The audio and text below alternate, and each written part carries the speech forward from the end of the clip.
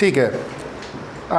Book में आपके कुछ मूवमेंट ऑफ इनर्शिया कुछ स्टैंडर्ड बॉडी के दिए गए हैं, ठीक है। तो उसको एज इट इज़ हम लोग चार्ट की तरह बना लेते हैं और उसको कुछ का डेरिवेशन मैंने करा दिया है और कुछ का डेरिवेशन उसी के हेल्प से बाकी का हो जाएगा, ठीक है। एक दो केसेस हैं, जैसे स्फीयर का होता है, वो भी निकल जाता है, 2D से ही निकल जाता है, मतलब 2 डायमेंशन से ही। तो जितना हो सकता है उसको निकाल लिया जाए जिसका। तो जैसे देखो पहला जो केस लिखा है इसमें, फर्स्ट केस होना चाहिए, ठीक है। लिख लो, हेडिंग डाल लो, moment of inertia of some regular shaped bodies. Moment of inertia of some regular shaped bodies about specific axis, about specific axis. हाँ, moment of inertia of some regular bodies, regular shaped bodies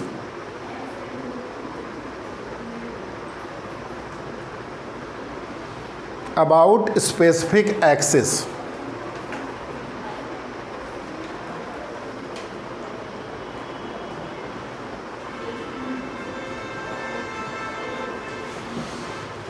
ठीक है। तो जैसे पहला देख लो, इसको table बना लेंगे।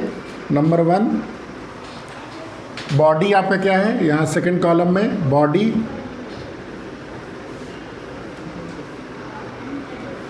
ये आपका हो गया thin circular ring, thin circular ring of radius r, ठीक है।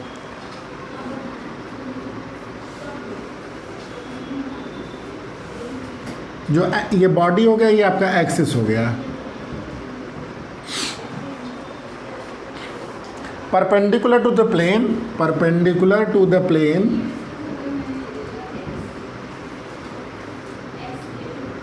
And passing through basically at centre, perpendicular to the plane passing through the centre. इसका फिगर देख लो, फिगर का मतलब कैसे दिखेगा आपको। फिगर मतलब ये आपका रिंग हो गया और इस रिंग में ये सेंटर और ये ऐसे करके, ठीक है, दिखेगा बेसिकली हॉलो। ये पूरा रिंग तुम्हारा हॉलो है तो तुमको दिखेगा। ये एक रिंग लाए थे उस दिन ना, कहाँ गया, कहाँ गया वो, उधर रख दिए, अरे छोड़ो। तो इसका हमने निकाला था, इसका हमारा फॉर्मूला आई की वैल्यू क्या थी इसकी, mr²। सबसे सिंपलेस्ट केस, ठीक, ये पहला हो गया। दूसरा देख लो, पहला चीज़ सेम है, ये डायमीटर हो गया, एक्सिस क्या हो गया, चेंज हो गया। अब डायमीटर, डायमीटर मतलब अब ये आपका रिंग है, ये आपका रिंग है और ये आपका डायमीटर, ये आपका डायमीटर ऐसे घूम रहा है, ये डायमीटर। इसमें कितना हो गया था हमारा, mr²/2, ठीक है। तीसरा क्या था, थिन सर्कुलर रिंग के बजाय कर लो इसे एक थिन रॉड पहले कर लो, thin rod, thin rod length l, कहाँ से पास कर रहा है ये, perpendicular to the rod, perpendicular to rod at centre. मतलब ये आपका रॉड है थिन, ये बीच से पास होने वाला है, यहाँ से घूम रहा है। तो ये फॉर्मूला क्या आता है, ml²/12, ठीक है। 4 थिन रॉड रहे, लेंथ l, सब कुछ सेम है, perpendicular rod but at the perpendicular to rod, लेकिन ये कहाँ से पास कर रहा है, एट वन एंड। ये बेसिकली रॉड कैसे होगा, ये आपका रॉड हो गया और इसमें यहाँ से पास कर रहा है ये एक्सिस हो गया। इसका कितना था, ml²/3, ठीक है। तो ये हमने डराइव कर दिया था, इसको हमने डराइव कर दिया था, इसको भी डराइव कर लिया था, इसको भी डराइव कर लिया था। हो गया ये 5। देखो क्या था,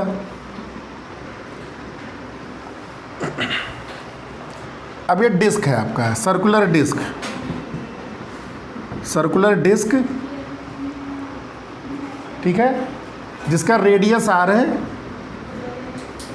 रेडियस आर है, perpendicular to disc of centre, disc perpendicular to disc और पासिंग थ्रू कहाँ से, एट सेंटर।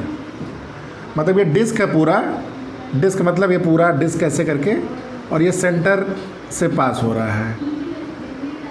इसका कितना आया था हम लोग का, mr², बताओ याद है, बाई 2, ठीक। 6 देखो,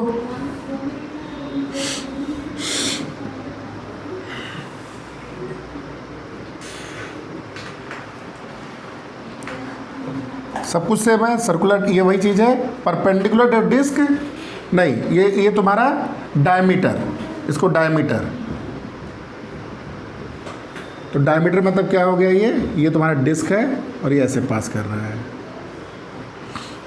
तो ये कितना हो जाएगा आपका, mr²/4।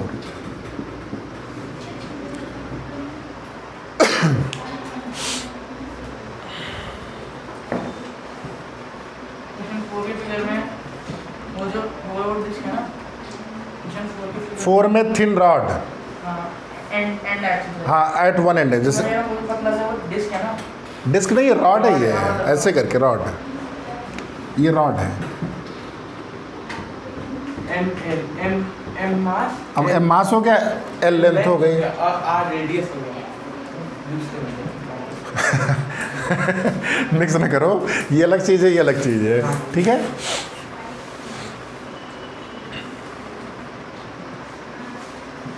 तो इसको सीधा मतलब अप्लाई करना होगा, ये याद कर लो साहब, मैंने समझा दिया कहीं का, ठीक है। यहाँ मैंने अभी तक सारे डिराइव कर दिए हैं, डिराइव नहीं करना है ना सर, डिराइव नहीं करना, लेकिन सीखना है आपको, इसलिए ना कल को कहीं भी क्वेश्चन में वेरिएशन देगा तो आप उसी मेथड को यूज़ करके कर पाओगे, खासकर बेसिक्स जितने हैं इसके, डेरिवेशन भी, ठीक है।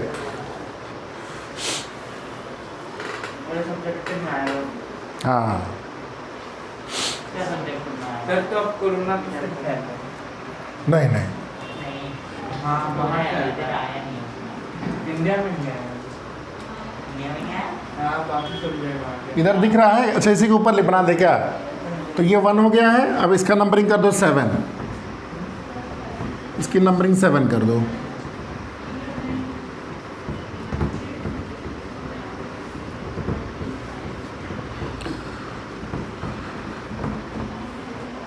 देखो 7। अब ये आपका है एक नया बॉडी है जिसको बोलते हैं हॉलो सिलेंडर, ध्यान देना, हॉलो सिलेंडर,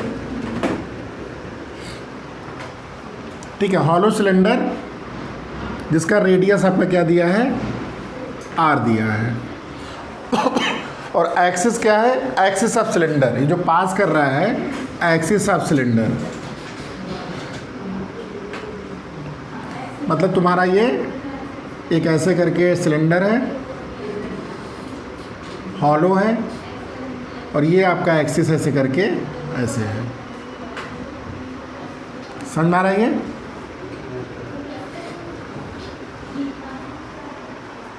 हॉलो है।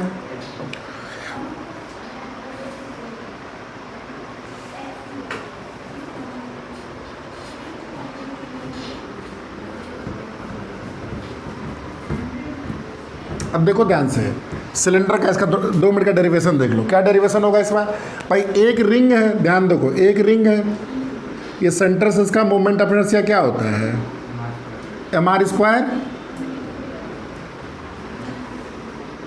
ऐसे ही इसके नीचे एक और रिंग रख दोगे, एक और नीचे रख दोगे, एक और रख दोगे, एक और रख दोगे, तो क्या बन जाएगा आपका, ये यही आपका क्या बन जाता है, सिलेंडर बन जाता है। तो सिलेंडर को अगर पतले पतले रिंग में कट कर दो तुम, तो ए का मास m1, ए का नाम मास m2, ए का मास m3, तो m1 r1 स्क्वायर भाई रेडियस सबका क्या रहेगा, सेम रहेगा। तो बेसिकली क्या हो रहा है आपका m1 r square, m2 r square, चलते जाओगे। बेसिकली क्या हो रहा है sigma m are square, r square सब में कॉमन है, तो क्या बचा सिग्मा एम, और सिग्मा एम क्या हो गया मास ऑफ होल सिलेंडर। तो इसका फार्मूला क्या हो गया, ये सेम फार्मूला हुआ, लेकिन इसमें डिफरेंस क्या है, ये जो मास है ये होल बॉडी का मास है, ठीक है। ऐसे ही आपका अगर सॉलिड सिलेंडर की बात किया जाए, हाँ लिख लो उसको, एर्थ सॉलिड सिलेंडर,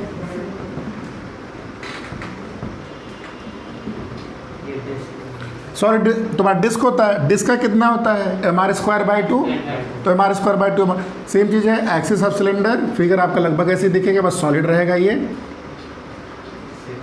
हाँ फिगर इज सेम, बस ये फिगर आपका ये सिलेंडर आपका सॉलिड है, ठीक है। और फॉर्मूला क्या हो जाएगा इसका m are square by two, ठीक है अभी तक।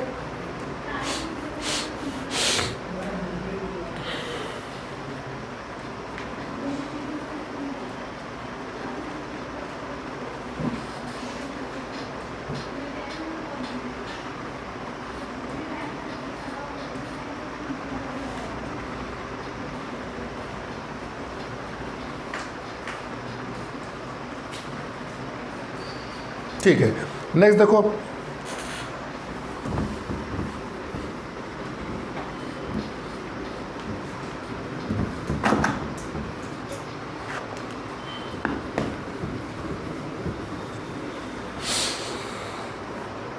ठीक है नेक्स्ट देख लो 9th,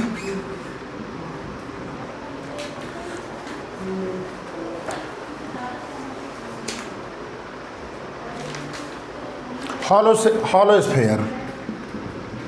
अब इसका एनसीईआरटी में नहीं दिया आपके, ठीक है। हॉलो स्फेयर कहाँ से ये एक्सिस पासिंग थ्रू सेंटर, मतलब हॉलो स्फेयर ही है, खाली है।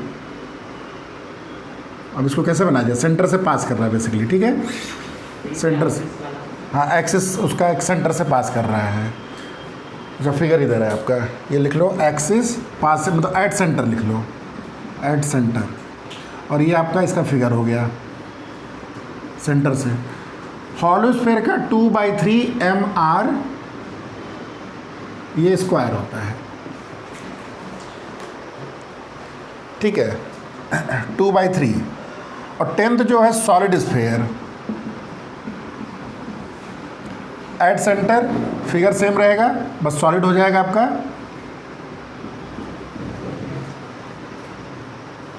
ये आपका 2/5 mr स्क्वायर।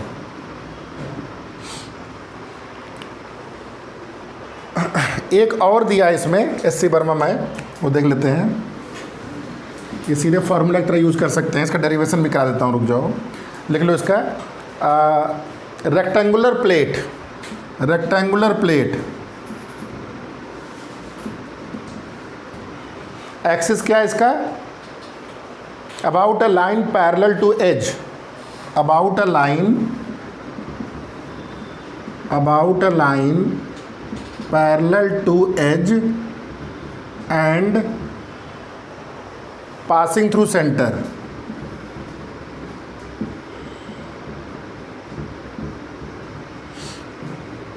मतलब ये आपका ऐसे करके रेक्टेंगुलर प्लेट है, ये आपका लेंथ L है, मान लो इस तरह, ये L है ये B है।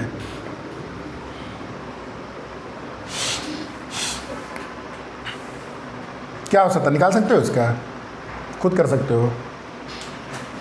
फिगर समझ में आया, ऐसे करके बोल रहा हूँ। ये आपका रेक्टेंगुलर प्लेट है, ये ऐसे करके, जिसका लेंथ L है, तो ये पासिंग थ्रू सेंटर मैंने बोला है, तो ये यहाँ से नहीं, parallel to edge and passing through centre. समझ में आ रहा है, मतलब ये ऐसे करके रहेगा।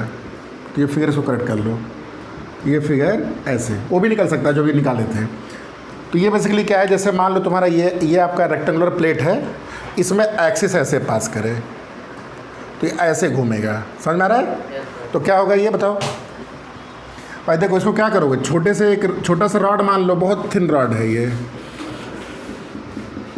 बहुत छोटा सा रॉड है, तो इसका कितना हो जाएगा भाई? इसको अगर डी एम मान, डी एम या M1 मान लो, कैलकुलेशन यूज करो, M1 L²/12। ऐसे एक और रॉड है छोटा सा, तो M2 ऐसे चलता जाएगा, तो बेसिकली क्या आएगा, सिग्मा M L²/12।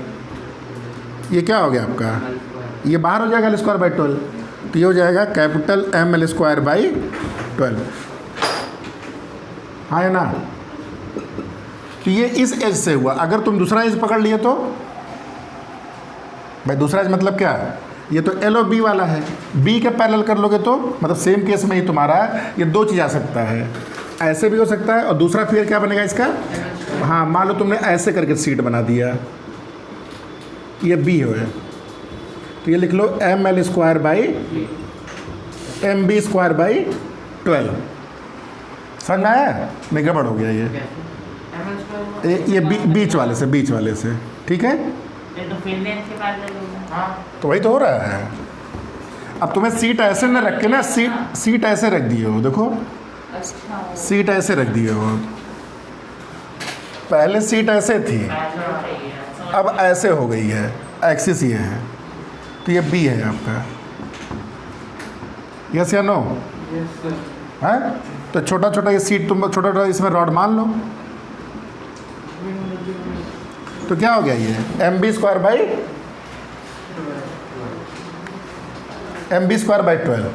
क्लियर है? वो तो डराइव किए थे ना, सबसे पहला जो रॉड का होता है उसी से बोल रहा हूँ। समझ में आ गया? हाँ। अच्छा, अब एक तीसरा क्वेश्चन आप जैसे पूछ रहे हैं, इसी में लिख लो, लिखते चलना यहाँ तक। अगर मान लो तुम्हारा, देखो तुम इसको निकालना जान गए, इधर देखो रेहान, इसको निकालना जान गए, इसको निकालना जान गए, अब मैं ऐसे पूछ रहा हूँ,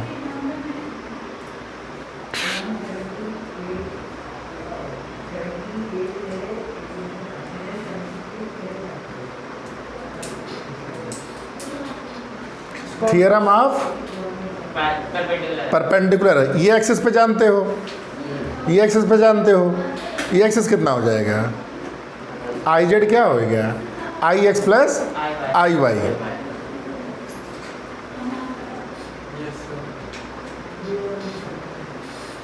ठीक? नहीं, परपेंडिकुलर एक्सिस थ्योरम भूल गया है? अच्छा था ही नहीं 2 क्लास, वीडियो देखो कि नहीं देखे हो, तो तुम ब्लैंक हो, इसका मतलब 2 मिस हुआ है। समझ में आया सबको? आया?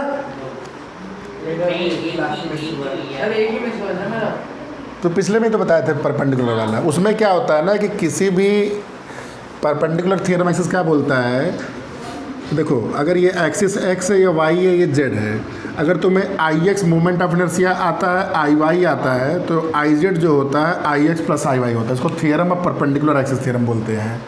तो इसको तुम अगर x एक्सिस मान लो, इसको तुम y मान लो, तो ये क्या हो जाएगा तुम्हारा z। ठीक है, तो IZ क्या हो जाएगा, तो इसी में थर्ड केस लिख लो, कौन सा केस हो जाएगा, यहाँ मैं लिख दे रहा हूँ, याद ही सब करना ही है, जो टेबल बना दिए है। क्या हो गया ये, मेरी भी एक क्लास नहीं तो उसको तुरंत देख लिया करो यार, इसलिए बना देते हैं। तो ये क्या हुआ, रेक्टेंगुलर प्लेट में ही लिख लेना। अब इसमें क्या एक्सिस, क्या है आपका एक्सिस, क्या है इसमें, perpendicular to the plane and passing through the centre. हाँ, geometrical centre, perpendicular to plane passing through geometrical centre में लिख दे रहा हूँ। ठीक है, तो ये तो फिगर क्या हो जाएगा, फिगर आपका ऐसे बन जाएगा। रेक्टेंगुलर प्लेट, हाँ रेक्टेंगुलर प्लेट ही है बेसिकली, वही केस है। तो ये हो जाएगा M/12 L² प्लस B²। अब इसी से पूछे स्क्वायर का निकाल लोगे, निकल जाएगा। स्क्वायर में L और B क्या हो जाएगा, आपस में इक्वल हो जाएगा।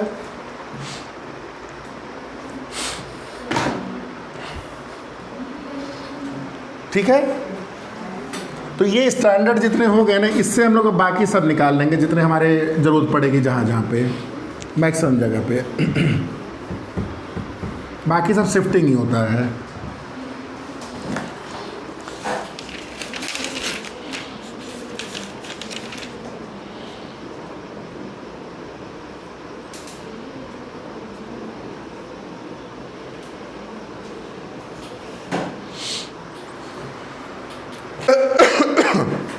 जैसे एक छोटा सा क्वेश्चन देख लो।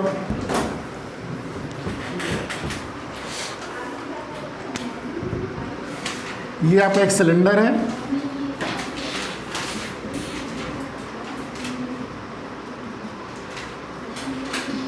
आपको मोमेंट ऑफ इनर्शिया इससे निकालना है।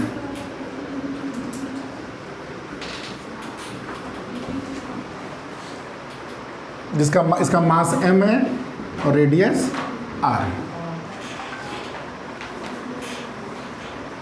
ठीक है। Find the moment of inertia of cylinder passing through the axis which is shown as per the figure. ठीक है। बेसिकली ये क्या हो रहा है, जो तुम्हारा सरफेस से टच करते जा रहा है ये।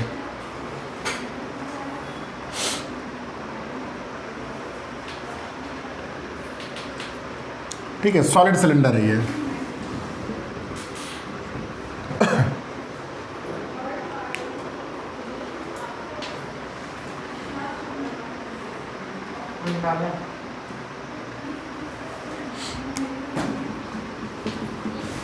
अभी तुम नहीं निकाल पाओगे, एक थ्योरम तुम और मिस किए हो, theorem of parallel axis.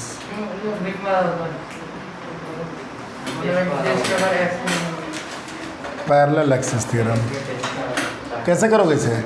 Centre of इसके देखो एक्सिस से जाने वाले का तुम्हें फॉर्मूला पता है, क्या होता है ये? mr²/2। इस एक्सिस को z मानो, इसको z डैश मानो, तो पैरेलल एक्सिस थ्योरम क्या कहता है? iz dash equal to iz plus ma²। iz क्या हो गया? Moment of inertia of body passing through the centre of mass. तो सेंटर ऑफ मास ही है बेसिकली ये। तो कितना हो गया तुम्हारा? mr²/2, हाँ, और plus mass of the body, और ए क्या है? एक्सिस की शिफ्टिंग। तो कितनी शिफ्टिंग है? r। तो आंसर कितना हो जाएगा? आई जेड एस की वैल्यू mr3/2।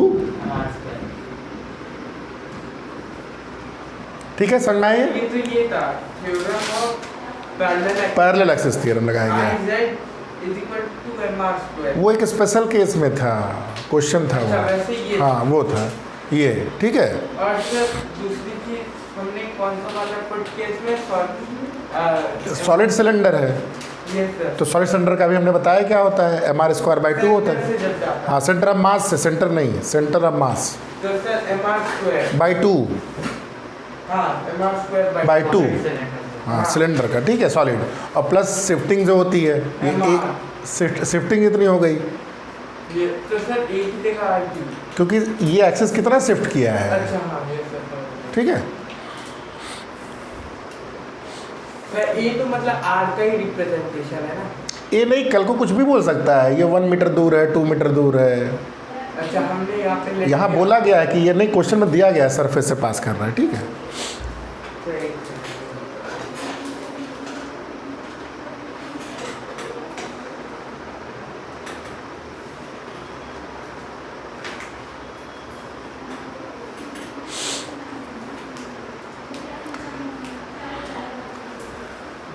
तो ये मोमेंट ऑफ इनर्शिया ये है। ठीक है, कॉन्सेप्ट समझ में आ गया, थ्योरम दोनों समझ में आ गए, जो स्टैंडर्ड बॉडी उसका समझ में आ गया।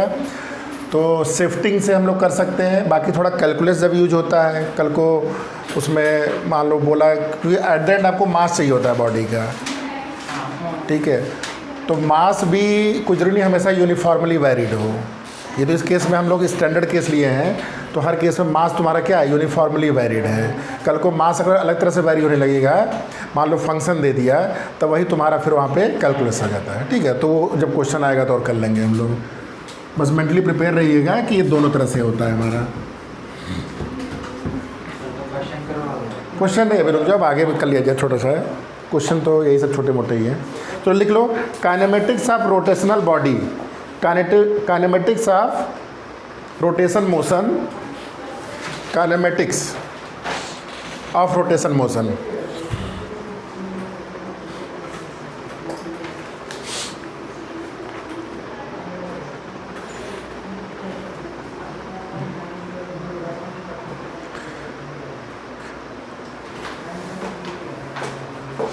तो जैसे हम लोगों ने kinematics in a linear motion पढ़ा था, v equal to u plus a t पढ़ा था ये। तो ये था आपका ट्रांसलेशन मोशन में, kinematics in translation motion. Rotational motion में क्या हो जाएगा ये चीज़? लेकिन इसमें क्या चीज़ है, इसमें एक कंडीशन है। क्या कंडीशन है? ए तुम्हारा क्या है? कांस्टेंट है। इन सिमिलर मैनर इसका एनालॉगस क्या होता है यहाँ पे? अल्फ़ा। तो ये हो जाएगा तुम्हारा omega is equal to omega naught plus alpha t. कल को अल्फ़ा जब कांस्टेंट होगा तो हम लोग directly we can use this formula. Omega naught क्या है? Initial angular velocity and angular velocity at time t. Alpha is angular acceleration. तो जस्ट सिंपली इसी फॉर्म को हमने एनालॉगस यूज़ करके उसको हमने लिख दिया। ये पहला फार्मूला था। दूसरा फार्मूला क्या था? Sir S is equal to u t plus half. हाँ, तो S इज इक्वल टू नहीं बोलो, उसको ऐसे बोलो, x minus x naught is equal to u t plus half a t square. ये इसी को S बोल देते हो तुम लोग। तो ये क्या हो जाएगा तुम्हारा? ओमेगा माइनस ओमेगा नॉट, नहीं क्या होगा ये? हाँ, यहाँ पे लीनियर डिस्प्लेसमेंट, वहाँ क्या होता है? Angular. Theta minus theta naught is equal to omega naught t plus half alpha t square. ठीक। और तीसरा क्या है? यहाँ पे क्या था? V square is equal to u square plus two a x minus x naught. तो ये हो जाएगा तुम्हारा omega square is equal to omega naught square plus two alpha theta minus theta not.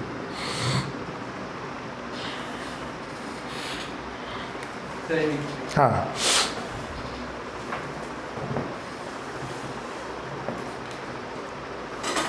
Theta क्या था? थीटा तुम्हारा जैसे linear displacement है, ये एंगुलर डिस्प्लेसमेंट है, कितना एंगल वो रेडियन में ट्रेवल कर रहा है। थीटा को डिफरेंशिएट करके क्या था? तो वही तो आएगा यहाँ पे, x को डिफरेंशिएट लिख लो। अच्छा, dx बाई dt क्या होता है यहाँ पे? v। तो यहाँ पे d थीटा बाई dt क्या होगा? Omega. Very good. Next, dv by dt क्या होता था?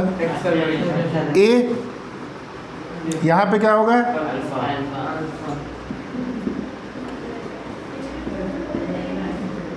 ठीक। और एक फार्मूला और देखो, v dv बाई dt। हाँ, नहीं, इन दोनों में रिलेशन क्या होता है? मतलब ऐसे करके देखो, थीटा और उसमें क्या, जैसे मान लो ये थीटा होता है, तो ये डिस्टेंस कितना होता है? L is equal to R theta. Basically X is equal to R theta. Differentiate कर दोगे तो क्या हो जाएगा? ये D X by D T. अगर आर वेरी नहीं कर रहा है, D theta by D T, तो V is equal to R omega. फिर से डिफ्रेंशिएट कर दो, A is equal to R alpha.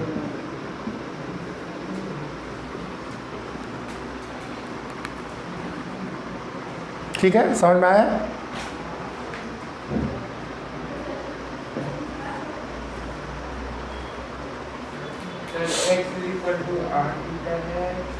हाँ, X is equal to R theta, trigonometry से डिफ्रेंशिएट कर दिए, तो D X by D T V हो गया, D theta by D T omega हो गया। फिर से डिफ्रेंशिएट कर दिए, ए इज इक्वल टू अल्फा।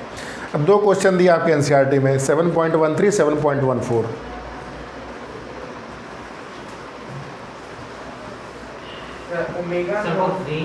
हाँ, वी वेलोसिटी, लीनियर वेलोसिटी जिसको बोलते हो। Initial angular velocity.